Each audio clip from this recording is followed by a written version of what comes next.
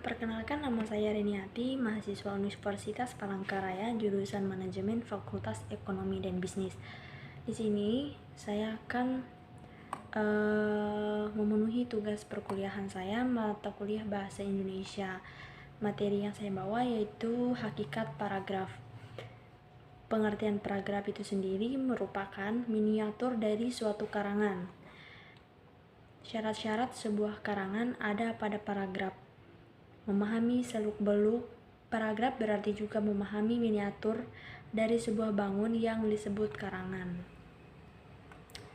Terampil membangun paragraf berarti terampil pula membangun miniatur karangan dalam ukuran yang lazim.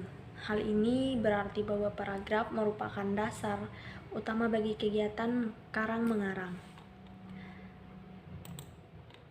Untuk memahami paragraf secara baik, kita perlu mengetahui batasan-batasan paragraf. Banyak pendapat mengenai pengertian dan batasan paragraf. Meskipun demikian, intisari dari pendapat-pendapat tersebut adalah sama. Pada dasarnya, paragraf merupakan seperangkat kalimat yang saling berhubungan yang secara bersama dipakai untuk menyatakan atau mengembangkan sebuah gagasan. Paragraf merupakan inti penuangan buah pikiran dalam sebuah karangan dan didukung oleh himpunan kalimat yang saling berhubungan untuk membentuk sebuah gagasan. Dalam sebuah karangan atau tulisan, paragraf mempunyai fungsi memudahkan pengertian dan pemahaman dengan memisahkan satu topik atau tema dengan topik atau tema yang lain. Karena setiap paragraf hanya boleh mengandung satu unit pikiran atau ide pokok. Ide pokok tersebut berfungsi sebagai pengendali informasi yang diungkapkan melalui sejumlah kalimat. Dari uraian tersebut dapat disimpulkan bahwa paragraf mempunyai ide pokok, gagasan utama yang dikemas dalam kalimat topik. Bagi penulis, ide pokok itu menjadi pengendali untuk kalimat-kalimat penjelas atau pengembang agar tidak keluar dari pokok pembicaraan. Sementara itu, bagi pembaca, ide pokok itu sendiri menjadi penuntun dalam memahami isi, karena disitulah inti informasi yang ingin disampaikan penulis. Salah satu dari sekumpulan kalimat paragraf itu sendiri merupakan salah satu dari sekumpulan kalimat dalam paragraf merupakan kalimat topik, sedangkan kalimat-kalimat lainnya merupakan pengembang yang berfungsi memperjelas atau menerangkan kalimat topik. Dalam sebuah paragraf, inti permasalahan terdapat pada topik utama atau pikiran utama. Semua pembicaraan dalam paragraf terpusat pada pikiran utama. Pikiran utama inilah yang menjadi pokok persoalan atau pokok perbincangan, sehingga juga sering disebut gagasan pokok, gagasan utama atau ide pokok. Gagasan utama tersebut dikemas dalam sebuah kalimat topik. Fungsi dari kalimat topik itu sendiri sangat penting, yaitu untuk memberitahukan kepada pembaca mengenai apa yang diperbincangkan di dalam paragraf itu. Bagi penulis, kalimat topik berfungsi sebagai pengendali atau pengontrol terhadap permasalahan yang akan dibicarakan. Dengan kata lain, kalimat topik berfungsi sebagai pemberi arah terhadap semua permasalahan yang dituliskan di dalam paragraf itu. Untuk membuat paragraf, kalimat topik harus dikembangkan dengan kalimat-kalimat penjelas. Pengembangan paragraf dilakukan untuk merinci secara cermat gagasan utama yang terkandung dalam kalimat topik. Dalam perincian itu terangkai sejumlah informasi yang terhimpun menurut kerangka dan tahapan tertentu.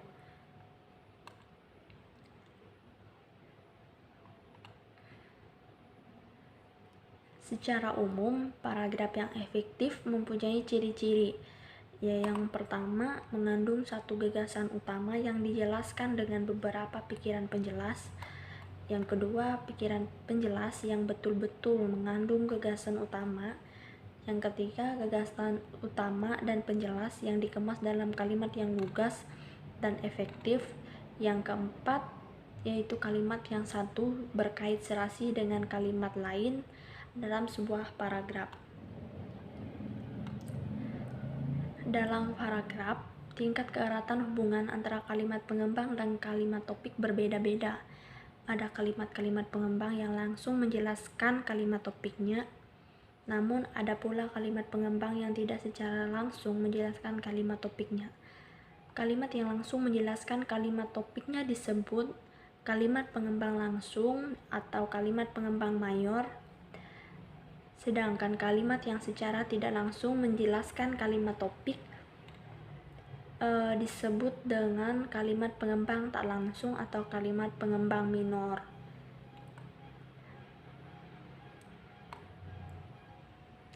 Pengembangan kalimat topik dengan kalimat penjelas tersebut membentuk suatu bangun atau struktur paragraf. Secara hierarki, hubungan antara kalimat topik dan kalimat-kalimat pengembangnya dapat digambarkan dengan yaitu kalimat topik, kalimat pengembang langsung, kalimat pengembang tak langsung.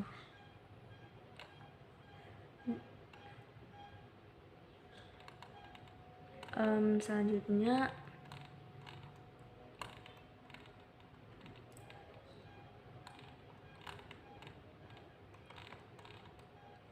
struktur paragraf yang diawali dengan kalimat pengembang dikategorikan sebagai paragraf induktif.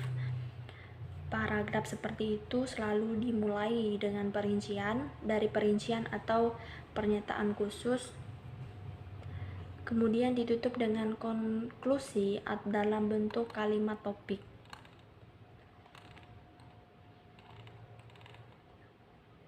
Selanjutnya, pengembangan paragraf seperti yang telah diuraikan tentu saja disesuaikan dengan maksud dan tujuan penulisan itu. Sebuah tujuan penulisan dapat pula disusun menurut urutan dari yang umum ke yang khusus atau dari yang khusus ke yang umum.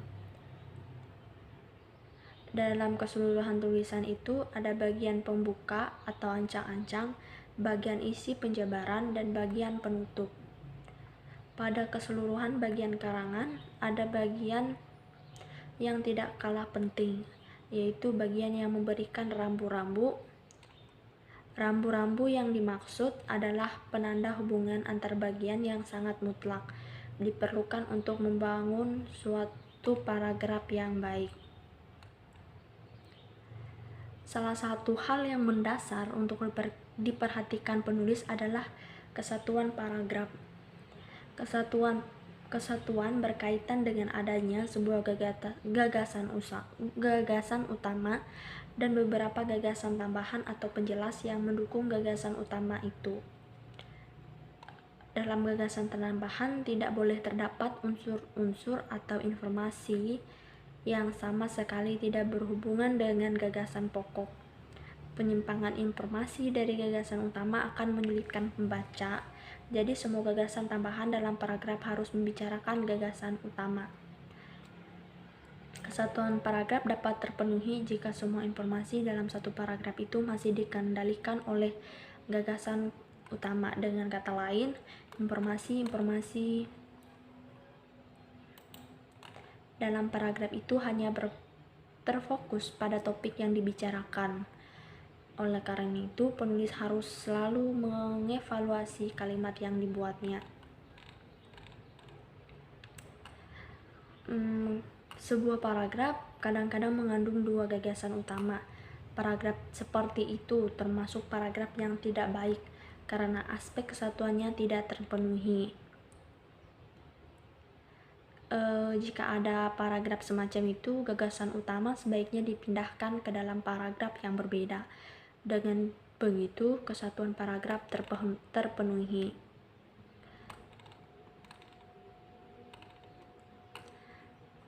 Paragraf bukanlah merupakan kumpulan kalimat yang masing-masing berdiri sendiri, tetapi paragraf dibangun oleh kalimat yang mempunyai hubungan atau keterkaitan, sehingga pembaca dapat dengan mudah memahami dan mengikuti jalan pikiran penulis tanpa hambatan akibat adanya loncatan pikiran yang membingungkan. Urutan pikiran yang teratur dapat terbentuk dari keterkaitan dan keserasian antara kalimat dalam paragraf. Kepaduan suatu paragraf berkaitan dengan keserasian antar kalimat yang membangun paragraf tersebut. Keserasian hubungan antar kalimat dapat dibangun dengan menggunakan alat kohesi baik gramatikal maupun leksikal. Alat kohesi gramatikal yang dapat digunakan untuk membangun paragraf yang padu antara lain adalah yang pertama kata transisi, konjungsi atau ungkapan penghubung antar kalimat, yang kedua referensi yaitu pengacuan, yang ketiga paralelisme, kesejajaran struktur, dan keempat elipsis, pelesapan. Sementara itu, alat kohesi leksikal antara lain berupa sinonim, antonim, hiponim, dan repetisi. Kata transisi, ungkapan penghubung antar kalimat. Kata transisi pada alat kohesi gramatikal berupa ungkapan penghubung antar kalimat, merupakan penghubung konjuktor atau perangkat yang digunakan untuk menghubungkan unsur-unsur dalam sebuah kalimat atau antar kalimat dalam sebuah paragraf. Ketepatan penggunaan kata transisi berpengaruh terhadap ketegasan informasi. Gagasan yang dalam kalimat yang sama dapat memunculkan informasi yang berbeda karena perbedaan penggunaan kata transisi.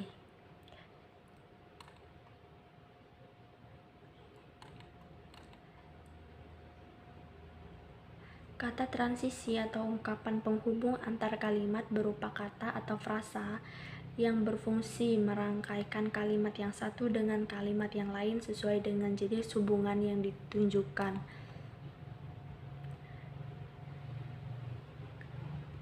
Kata transisi yang biasa digunakan dalam paragraf antara lain adalah yang pertama, hubungan yang menyatakan tambahan kepada sesuatu yang telah disebut sebelumnya. Yang kedua, hubungan yang menyatakan pertentangan. Dalam paragraf ini, suatu pernyataan, keadaan, atau peristiwa yang dinyatakan setelah ungkapan penghubung antar kalimat menunjukkan keadaan yang berlawanan dengan sesuatu yang disebutkan terlebih dahulu.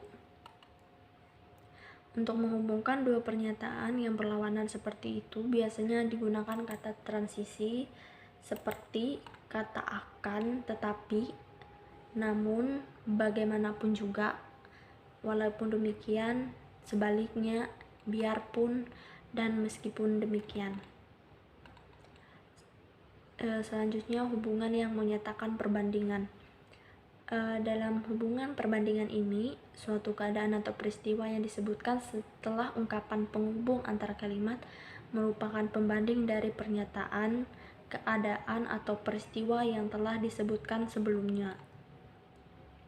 Ungkapan penghubung yang lazim digunakan dalam hubungan seperti itu antara lain adalah sama halnya, seperti, dalam hal yang sama, dalam hal yang demikian, sebagaimana halnya, dan begitu juga dengan. Selanjutnya, hubungan yang menyatakan akibat atau hasil. Dalam hubungan yang menyatakan akibat ini, suatu keadaan atau peristiwa yang disebutkan setelah ungkapan penghubung antar kalimat merupakan akibat atau hasil dari pernyataan, keadaan, atau peristiwa yang telah disebutkan sebelumnya. Dalam suatu paragraf, ungkapan penghubung yang lazim digunakan dalam hubungan seperti itu antara lain adalah oleh sebab itu, oleh karena itu, jadi, maka, dan akibatnya. Yang selanjutnya, hubungan yang menyatakan tujuan. Dalam paragraf, hubungan yang menyatakan tujuan ini Suatu keadaan atau peristiwa yang disebutkan setelah ungkapan penghubung antara kalimat merupakan tujuan dari pernyataan, keadaan, atau peristiwa yang telah disebutkan sebelumnya. Contohnya untuk maksud itu, untuk maksud tersebut, supaya. Hubungan yang menyatakan singkatan, contoh, dan identifikasi.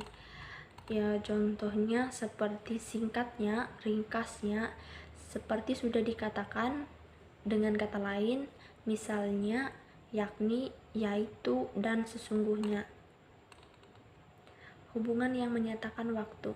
Dalam hubungan yang menyatakan waktu, suatu keadaan atau peristiwa yang disebutkan setelah ungkapan penghubung antar kalimat merupakan waktu terjadinya keadaan atau peristiwa yang telah terjadi sebelumnya. Contohnya, sementara itu, segera, beberapa saat kemudian, sesudah, dan kemudian. Hubungan yang menyatakan tempat. Contohnya di sini, di situ, dekat, di seberang, berdekatan dengan, dan berdampingan dengan.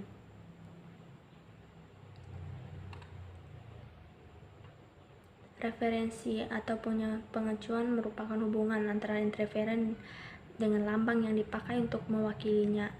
Referensi dapat ditinjau dari segi maujud yang menjadi acuannya. Referensi dapat dikelompokkan menjadi dua, yaitu eksoforis dan endoforis.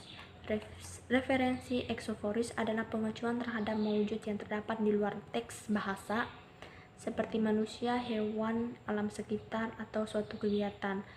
Sementara itu, referensi endoforis adalah pengacuan terhadap maujud yang terdapat dalam teks bahasa, yang diwujudkan dalam pronomina, baik pronomina persona, pronomina demonstrativa, maupun pronomina komparatif.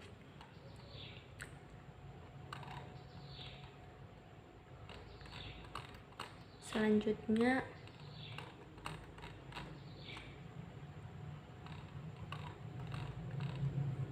substitusi atau penyulihan akan penggantian konstituen dengan menggunakan kata yang maknanya sama sekali berbeda dengan kata yang diacunya. Penyulihan itu merupakan salah satu cara untuk membangunkan perpaduan paragraf dengan cara mengganti suatu unsur dengan unsur lain yang acuannya tetap sama. Elipsis atau pelepasan merupakan pelepasan unsur bahasa yang maknanya telah diketahui sebelumnya berdasarkan konteksnya. Dapat dianggap sebagai substitusi dengan bentuk kosong atau zero. Sinonim. Kesinoniman berarti bahwa dua butir leksikal memiliki makna yang hampir sama atau mirip. Dapat juga dikatakan sebagai ungkapan baik berupa kata, frasa, maupun kalimat yang maknanya kurang lebih sama dengan makna ungkapan lain. Antonim adalah oposisi makna dalam pasangan leksikal yang dapat dijenjangkan. Secara umum, antonim memiliki ciri yaitu penuh dengan kejenjangan. Anggota tingkat pasangan menunjukkan beberapa ciri peubah seperti kepanjangan, kecepatan, ketelitian, dan sebagainya. Untuk menyatakan agak, lebih, dan sangat.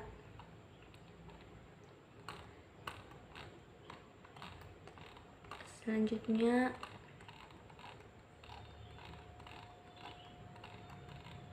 himpunan. Hiponim. Kehiponiman adalah hubungan yang terjadi antara kelas yang umum dengan subkelasnya.